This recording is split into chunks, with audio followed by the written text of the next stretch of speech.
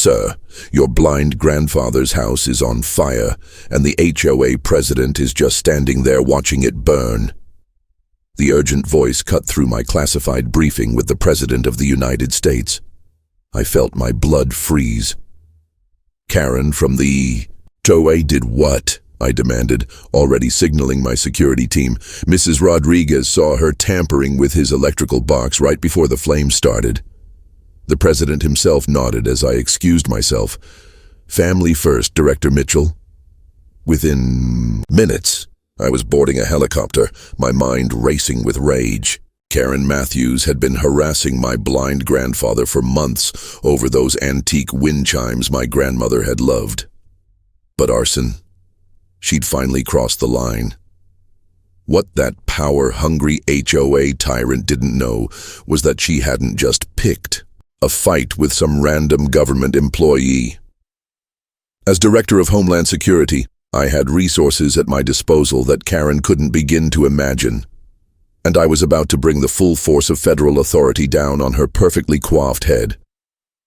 The pilot assured me we'd be there in 40 minutes, but every second felt like torture as I imagined my blind grandfather standing helpless while his home burned. I'd been dealing with Karen Matthews, the Sunny Pines HOA president, through emails and phone calls for months. She'd been relentless, sending violation notices about Grandpa's non-regulation mailbox, his excessive bird feeders, and those antique wind chimes that had hung on his porch since my grandmother was alive. The wind chimes weren't just decorative. After Grandpa lost his sight, they became crucial for him to navigate his own property. Their distinct melodies helped him know exactly where he was in relation to the porch. I'd explained this to Karen repeatedly, but her response never changed. Rules are rules, and no one gets special treatment. 3 weeks ago, I'd received an urgent voicemail from Grandpa. Karen had shown up unannounced, clipboard in hand, measuring his grass with an actual ruler. "It's 2 inches over regulation height," she'd told him, speaking loudly as if blindness affected his hearing. When he explained he was waiting for me to visit that weekend to help with yard work, she'd added another fine to his growing collection. I called Karen that same day. "Ms. Matthews, my grandfather has a medical exemption on file," I reminded her, keeping my tone professional despite my growing frustration. "Exemptions require annual renewal, and his expired last month," she shot back. "Besides, I've received complaints from neighbors about those awful wind chimes. They're disrupting the community aesthetic and creating noise pollution." When I asked which neighbors, she refused to say. Later, I discovered she was the only one who had complained. Last week, things escalated. Karen had a landscaping crew show up without notice to bring the property into compliance. They removed 3 of Grandpa's beloved bird feeders before Mrs. Rodriguez intervened, telling them they were trespassing. Karen threatened to put a lien on the house for unpaid fines if the violations weren't addressed immediately. That's when I decided to take a more official approach. I had my office send a formal letter explaining my grandfather's protected status under the Americans with Disabilities Act. The response was a certified letter containing a new HOA bylaw, suspiciously specific: wind chimes exceeding 12 inches in length or producing sounds audible beyond property lines are strictly prohibited, with no exceptions including medical necessity. Yesterday, I received a disturbing call from Mrs. Rodriguez. "Your grandfather and that HOA woman had a terrible argument," she reported. She came with 2 board members demanding he remove the wind chimes immediately. When he refused, she threatened to remove them herself. "What exactly did she say?" I asked, already signaling my assistant to clear my schedule for the next day.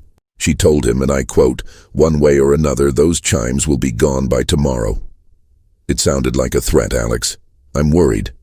I assured Mrs. Rodriguez I'd handle it, but my security briefing with the president couldn't be rescheduled. "I'll fly down first thing tomorrow," I promised, never imagining that tomorrow would be too late. Now, as the helicopter approached my hometown, I could see smoke from miles away.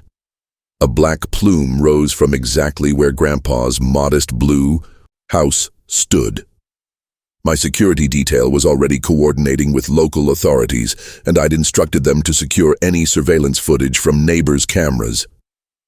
Karen had finally crossed the line from harassment to something far more sinister. Setting fire to a blind man's house over wind chimes wasn't just petty tyranny, it was criminal. And she had no idea she'd just made the worst enemy possible, a grandson with the full resources of the Department of Homeland Security at his disposal. What she'd done wasn't just about breaking rules. It was about breaking my grandfather, a proud man who'd already lost so much when his sight failed him. Those wind chimes were his last connection to my grandmother, his way of feeling her presence even after she was gone. Karen hadn't just attacked his property. She'd attacked his dignity, his independence, his memories. As we began our descent, I made a silent promise to my grandfather. This would be the last time Karen Matthews abused her power. The HOA tyrant was about to learn a lesson in real authority. By the time we landed in the community park, emergency vehicles had surrounded the area. Their lights cast red and blue shadows across shocked neighbors gathered to watch decades of memories burn. I spotted Grandpa sitting in an ambulance, a blanket around his shoulders, his unseeing eyes staring forward while a paramedic checked his vitals.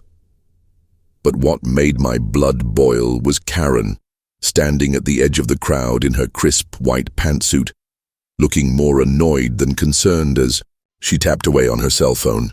"Grandpa!" I called out, rushing to the ambulance. His weathered face broke into relief at the sound of my voice. "Alex, you're here. You shouldn't have left your important work for this." His hands reached out, finding my shoulders. "Those wind chimes your grandmother loved, I couldn't save them." The catch in his voice broke my heart. "It's okay, Grandpa. You're what matters." As I hugged him, I looked over his shoulder at the smoldering ruins of his home. 40 years of memories, photos of my late grandmother, the handmade furniture he'd crafted before losing his sight, all gone. A firefighter approached, clipboard in hand. "Mr. Mitchell, I'm Chief Sanders. We've contained the fire, but I'm afraid there's not much left to save." He lowered his voice.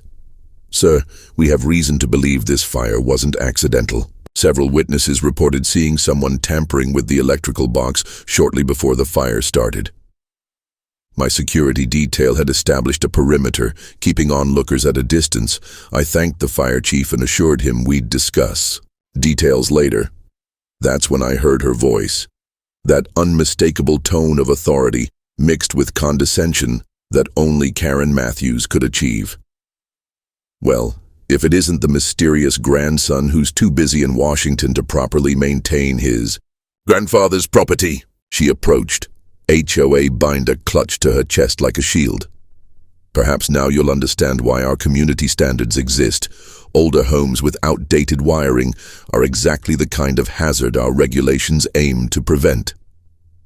The audacity was breathtaking. Several neighbors were recording on their phones as I stepped toward her, my voice deadly calm. "Ms. Matthews, correct? Let me make sure I understand. My legally blind 87-year-old grandfather's house burns down, and your first response is to suggest it's somehow justified because of HOA regulations?" Karen's smile didn't falter. "I'm simply pointing out that if the proper inspections had been conducted as required in our bylaws, perhaps this unfortunate incident could have been avoided. Those wind chimes were just one of 17 violations we've documented." She opened her binder, flipping to a page with photos of Grandpa's home, each violation highlighted in angry red circles. It took everything in me not to respond with the full force of my authority, but years in national security had taught me the value of gathering intelligence before taking action. "Interesting timing, then," I said, "that the fire would start just hours after your confrontation with my grandfather over those wind chimes." The same wind chimes that several witnesses saw you arguing about on his porch today. For just a moment, her composure cracked. I was performing a routine inspection. Mr. Mitchell was being obstinate about removing unapproved fixtures. I certainly had nothing to do with any electrical issues. I nodded thoughtfully. We'll get to the bottom of this, I assure you. As I turned away, she called after me. The HOA board meets tomorrow at 3 p.m. to discuss next steps. We'll need to approve any rebuilding plans before construction can begin. I'd advise you to attend if you want the process to go smoothly. The implied threat was clear. Even with my grandfather homeless, Karen was still focused on maintaining her power. Little did she know who she was dealing with or what resources I had at my disposal. I made 3 phone calls before sunrise the next morning. The first was to Sarah Lawson, my deputy director. I need a full background check on Karen Matthews of Sunny Pines Estates HOA. Financial records, communications, associates, everything. The second call went to Special Agent Torres, who headed our forensics division. I need your best fire investigation team in Meadow Creek by noon today. The last call was to my old friend, Judge Williams. I'll have those warrants ready within the hour, Alex. By 9 a.m., federal agents in plain clothes were canvassing the neighborhood, collecting statements. By 10 a.m., fire investigation experts were sifting through the ashes of my grandfather's home. By noon, I had preliminary results that confirmed my suspicions. The fire had started at the electrical panel, but not due to old wiring. Someone had deliberately tampered with it. The HOA meeting was scheduled for 3 p.m. at the Sunny Pines Community Center. I arrived early, watching as board members and homeowners filed in. Karen arrived last, making an entrance in a bright red blazer, her signature pearl necklace catching the light.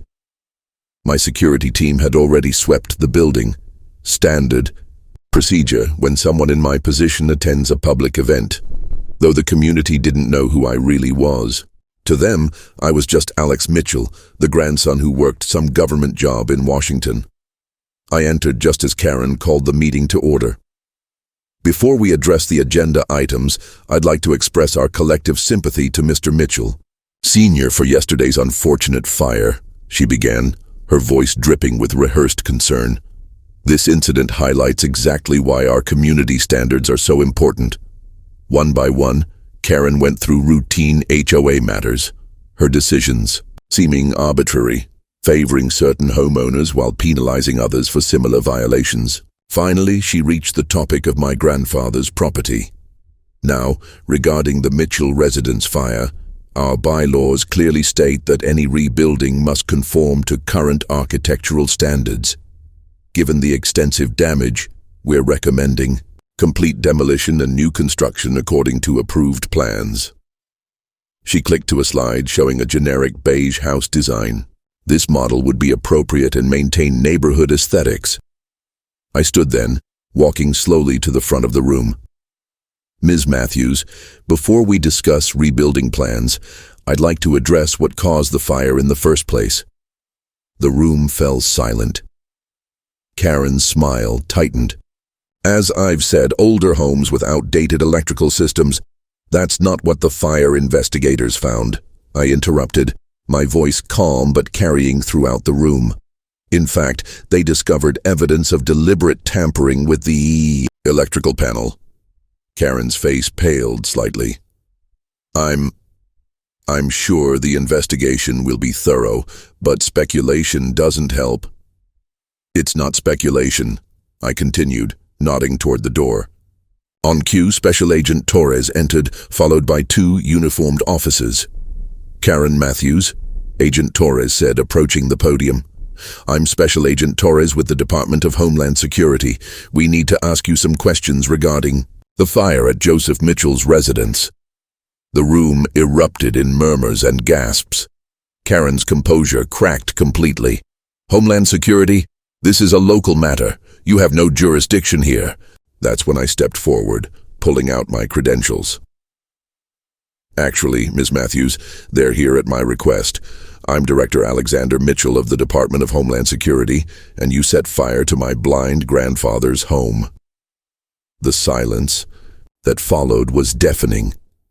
Karen's mouth opened and closed wordlessly as the color drained from her face. Her eyes darted toward the exit, but Agent Torres was already by her side. We have multiple witness statements placing you at Mr. Mitchell's home shortly before the fire, I continued, addressing both Karen and the stunned audience. We have footage from 3 neighbors' security cameras showing you tampering with his electrical panel. And we have financial records indicating you've been diverting HOA funds to personal accounts for years. This last revelation caused an uproar among the homeowners. Is that why our maintenance fees doubled last year? One elderly woman demanded. Karen finally found her voice, though it shook with rage or fear, perhaps both. This is absurd. You can't just... She lunged forward suddenly, shoving past Agent Torres with surprising strength, making a desperate dash toward the door. I reacted instinctively, stepping into her path. Karen collided with me, her hands pushing against my chest as she tried to force her way past. Ms. Matthews, assaulting a federal officer is another serious charge, I said calmly as the officers secured her. Karen's perfectly coiffed appearance had crumbled, her face contorted with fury. Do you know who my husband is? She screamed as they led her away. He plays golf with the mayor. You can't do this to me. What we discovered in the days that followed shocked even me, and I'd spent a career uncovering threats to national security. Karen's tyranny went far beyond petty rules enforcement. Bank records revealed she'd embezzled over $200,000 in HOA fees. 3 other homes had experienced accidental fires in the past 5 years, all belonging to residents who had challenged her authority.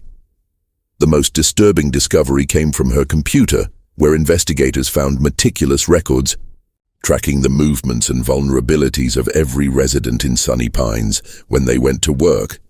Which homes had security systems, who lived alone. 2 weeks later, as construction crews began rebuilding my grandfather's house, designed exactly as it was before, wind chimes and all, the neighborhood held its first HOA meeting without Karen. Mrs. Rodriguez had been elected as the new president, promising transparency and fairness. As I helped Grandpa cross the threshold of his rebuilt home 6 months later, every detail had been restored. The hand-carved banister he could navigate by touch, the precisely spaced furniture and hanging. From the porch eave, the wind chimes that had belonged to my grandmother. "Welcome home, Grandpa," I said, as the familiar melody played in the breeze. He smiled, his unseeing eyes bright with tears. "It sounds just like it used to. Sometimes the most important battles aren't fought in Washington, but in small communities where everyday tyrants think their power has no limits."